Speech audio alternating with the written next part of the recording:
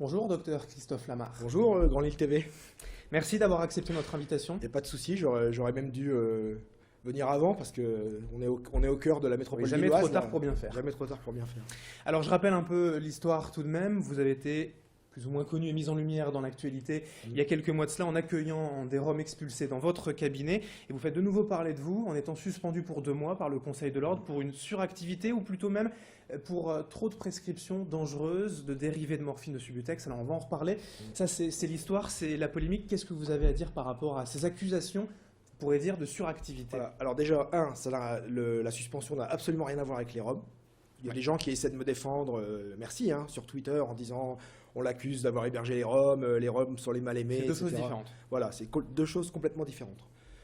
En revanche, Voilà, le Conseil de l'Ordre vous accuse ou, entre guillemets, Voilà. dénonce peut-être Le des abus pour 75-80 consultations par jour et en plus trop de prescriptions. Voilà, moi je sais, je l'ai vécu et avec témoins, puisque le représentant syndical du Nord-Pas-de-Calais de MG France, le docteur Pierre Guérard, qui est aussi un médecin généraliste roubaisien et qui est aussi au Conseil national de MG France, m'a accompagné à toutes les réunions de la sécurité sociale, pendant ce qu'on appelle l'instruction, ou eux appellent ça les réunions contradictoires, aux audiences. Donc, Pour vous défendre. pour me défendre et puis en tant que témoin aussi, Oui. voilà, pour m'accompagner. Et il est lui-même témoin qu'en fait, le motif de suractivité était le grief principal de ma suspension.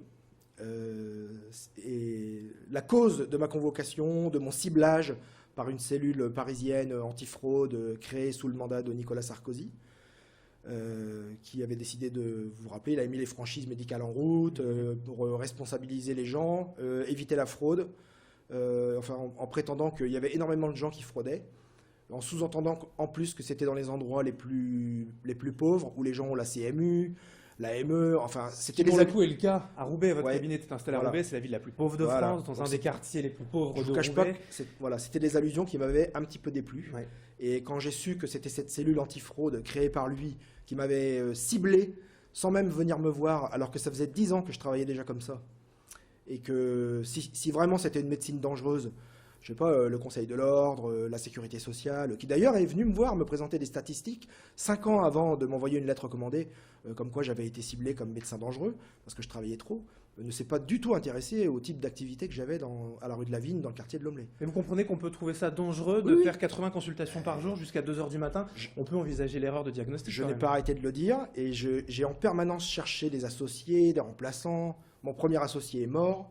C'est moi qui m'étais associé avec lui. C'est comme ça que je suis arrivé dans le quartier de L'Omelay. Moi, est mort à 48 ans, surmené. Le deuxième a quitté le navire dans un état aussi de détresse complète, en partie due au travail. La deuxième, elle est partie sans préavis, loin de Roubaix, complètement épuisée également. Et là, l'associé que j'ai trouvé, c'est uniquement parce que j'ai eu le projet de déménager, de partir du quartier, parce que plus personne ne voulait travailler avec moi. Oui, parce que c'est ça que vous dénoncez aussi, c'est Oui. les déserts médicaux. Bah Le oui. système de santé en France aujourd'hui s'installe à Roubaix dans ces quartiers-là. Les étudiants en médecine, ça Non n'intéresse seulement, personne. voilà, non seulement on est débordé, et non seulement on n'arrive plus à soigner les gens correctement. Donc il faut vraiment faire des zigzags dans le système de santé, avoir un carnet d'adresses bien rempli de spécialistes qui acceptent de recevoir des gens sans faire de dépassement d'honoraires, sans les prendre 6 mois après alors qu'ils ont la CMU, pour arriver à soigner les gens. Parce que sans ça, si on est impliqué un petit peu affectivement avec ces patients, on se rend compte que les gens qui n'ont pas de fric, les travailleurs pauvres, c'est le pire, ils ont un retard au diagnostic, une perte de chance, et qui sont beaucoup moins bien soignés que les gens qui gagnent bien leur vie.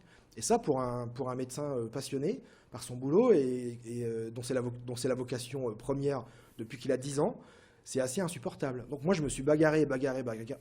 J'ai y compris fait des démarches auprès de la mairie pour essayer de créer un grand centre médical. Bon, j'en veux pas du tout à la mairie de Roubaix. Le projet que j'avais aurait coûté de l'argent. Mais Alors, le fait vous avez acquis alors, au système général et... en fait, de regrouper tout le système de soins, à la fois public et privé, à un endroit où là vont être construits des logements, et puis une espèce de galerie marchande, dans un endroit où les gens n'ont plus d'argent, je ne sais pas quel commerçant va venir s'installer là, mais bon, il y avait un grand terrain pour faire une grande maison médicale, pluridisciplinaire, public, privé, avec la PMI, enfin, on avait un chouette projet. Malheureusement, ça ne s'est pas fait, on a attendu 2 ans, et puis finalement, j'ai dit, je jette l'éponge et je pars dans le centre-ville, parce qu'il fallait que je sauve ma peau déjà, et puis en plus, j'étais en colère, quoi. J'étais en colère et je ne pouvais pas fermer. Le soir, mon cabinet, c'était les urgences pédiatriques de toute la partie nord de Roubaix, parce qu'il n'y avait plus que moi qui était ouvert le soir. Vous savez ce qui est arrivé aux urgences de Roubaix. Vous avez vu que Madame Babet a démissionné. Bien sûr, Pourquoi est-ce que les urgences de Roubaix sont surchargées? C'est en grande partie parce qu'il n'y a plus assez de médecins généralistes à Roubaix, que les médecins sont fatigués, ils en ont marre, ils ne veulent pas rallonger leur journée, faire des urgences, et ça coûte cher. Appeler le médecin de garde, c'est 70 €. 80 pour un bébé, et en fin de mois, un travailleur pauvre, quelqu'un qui n'a pas la CMU, qui n'a pas de mutuelle, 80 € à Roubaix. Il y a 5% de la ville de Roubaix qui paye des impôts. Qui peut sortir 80 € le soir pour appeler SOS médecin? Personne. Donc on fonce aux urgences. Ou alors c'est quoi la solution pour convaincre de jeunes médecins d'aller comme ça s'installer? On ne va pas avoir le temps d'en parler ici. C'est un sujet, j'ai plein d'idées, je vous assure. Qu'on vienne me voir. Parce que c'est ça le problème, ça reste ça le problème. Qu'on vienne discuter avec les syndicats, avec MG France, avec la Fédération des médecins de France, avec Union Généraliste. Trois excellents syndicats. Il y en a d'autres que j'oublie, désolé.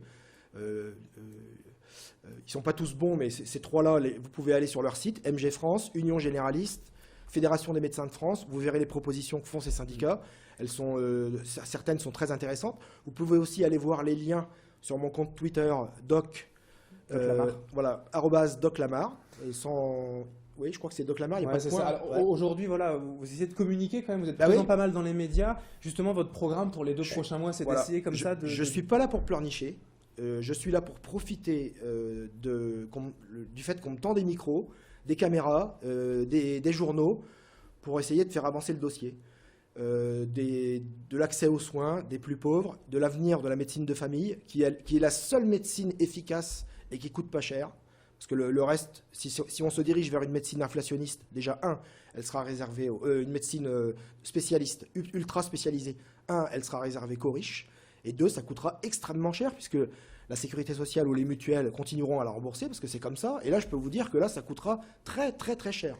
Merci, docteur Lamar. Oui. Si je peux vous donner une toute petite précision, je vais faire un droit de réponse dans pas longtemps aux accusations du Conseil de l'Ordre à propos de mes prescriptions de morphine, de Subutex, etc. Qui, en fait, c'est un grief qui a été annulé pendant l'instruction et les entretiens contradictoires. Vous pouvez inviter le docteur Guérard parce qu'il s'exprimera mieux que moi là-dessus.